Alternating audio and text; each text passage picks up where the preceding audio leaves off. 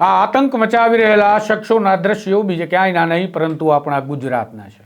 ગુજરાતમાં આતંકિત કરતા આવા શખ્સો અને આવી ટોળકીઓ બેફામ બની છે, જાહેરમાં ધમાલ મચાવે છે, લોકોને ફટકારી ગંભીર રીતે ઇજાગ્રસ્ત કરી દે છે અને આ ટોળકીઓ વિશે પોલીસ ઈચ્છે એટલી કાર્યવાહી કરે છે, છતાં પણ આ બેફામ બનેલી અસામાજિક તત્વોની ટોળકીઓ કાબૂ નથી થતી। આ વાસ્તવિકતા છે।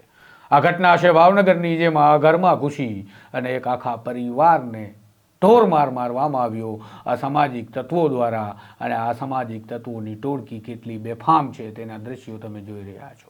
વિગતે અહેવાલમાં વાત કરીએ કે શું હતો આ મામલો, શા માટે આ સામાજિક તત્વો તૂટી પડ્યા આ પ્રકારે પરિવાર પર અને કેટલા લોકોને ઇજાગ્રસ્ત કરી ગયા અને કેવો ભય હવે આ સામાજિક તત્વોમાં પોલીસનો રહ્યો છે તેના વિશે તેને કહીએ જે પીડ પરાઈ જાનાને રે।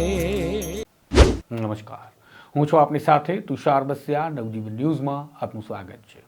આ સામાજિક તત્વોના આતંકની જ્યારે આપણે વાત કરીએ છીએ ત્યારે ગુજરાતની અનેક ઘટનાઓ આપણી નજર સામે તરવા લાગે છે। કેટલાક એવા દ્રશ્યો પણ સામે આવ્યા જે દ્રશ્યો માધ્યમો તમને બતાવી નથી શકતા।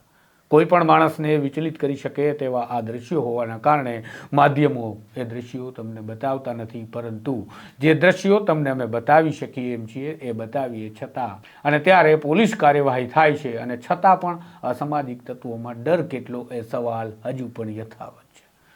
વાત છે ભાવનગરની। ભાવનગરના ભરતનગર પોલીસ સ્ટેશન વિસ્તારની આ ઘટના છે, જ્યાં કાંચના મંદિરની પાછળ આવેલા અંબાજી ચોકમાં સરકારી આવાસમાં રહેતા એક પરિવાર પર અસામાજિક તત્વોએ હુમલો કરી દીધો। આ શખ્સોએ હુમલો કર્યો એ શા માટે કર્યો એ સવાલ તમને પણ પેદા થતો હશે। ફરિયાદમાં ફરિયાદીએ જણાવ્યા અનુસાર આ શખ્સો જાહેરમાં નીચે ગાળાગાળી કરી રહ્યા હતા અને ગાળો નહીં બોલવા માટે તેમને જ્યારે અટકાવવામાં આવ્યા અને જ્યારે તેમને અટકાવવાની વાત આવી ત્યારે અસામાજિક તત્વો બેફામ બન્યા અને બાદમાં આ શખ્સોએ સોસાયટીમાં આતંકના દ્રશ્યો સર્જી દીધા। જે પરિવાર તેમને અટકાવવા માટે ગયો હતો એ પરિવાર પર તેમણે હુમલો કરી દીધો। ઘરની બહાર અને ઘરમાં ઘૂસીને પણ પરિવારને માર્યા, ઘર પર પથ્થર ફેંક્યા। આ મામલે ભરતનગર પોલીસ સ્ટેશન વિસ્તારમાં ગુનો નોંધી અને આગળની કાર્યવાહી કરવામાં આવી છે, જેમાં આરોપી વિરાજ પરમાર, જયરાજ ઉર્ફે જયલો, સુરેશ પરમાર, તુષાર ઉર્ફે દિલીપ વ્યાસ અને બે અજાણ્યા શખ્સો વિરુદ્ધ પોલીસ સ્ટેશનમાં ગુનો નોંધવામાં આવ્યો છે। ગઈકાલે ઉત્તરાયણની વાત કરીએ તો ઉત્તરાયણ ભાવનગરમાં માથાકૂટના માહોલની વચ્ચે પૂરી થઈ હોય તે પ્રકારે પોલીસ ચોપડે નોંધાયેલા ગુના એ તરફ દિશા આપી રહ્યા છે। જો વાત કરીએ તો ઘોઘા રોડ પોલીસ સ્ટેશનમાં 2 FIR નોંધાય છે, જે મારામારીની ઘટનાની છે। નીલમબાગ પોલીસ સ્ટેશનમાં એક ઘટના મારામારીની નોંધાય છે। બોર તળાવ પોલીસ સ્ટેશન વિસ્તારમાં પણ મારામારીની એક ઘટના નોંધાય છે, જ્યારે એ સિવાય નાના છમકલા પણ આ વિસ્તારમાં થયા હતા તેવું સૂત્રોનું કહેવું છે। અને આ ઘટના કે જે આતંકિત કરતા દ્રશ્યો સાથે તમે જોઈ એ ભરતનગર પોલીસ સ્ટેશનના ચોપડામાં નોંધાય છે। આ ઘટનામાં પરિવારના કેટલાક સભ્યોને હોસ્પિટલમાં દાખલ કરવા પડે એ પ્રકારે આ સામાજિક તત્વોએ આતંક મચાવી અને તેમને ઇજાગ્રસ્ત કરી દીધા છે।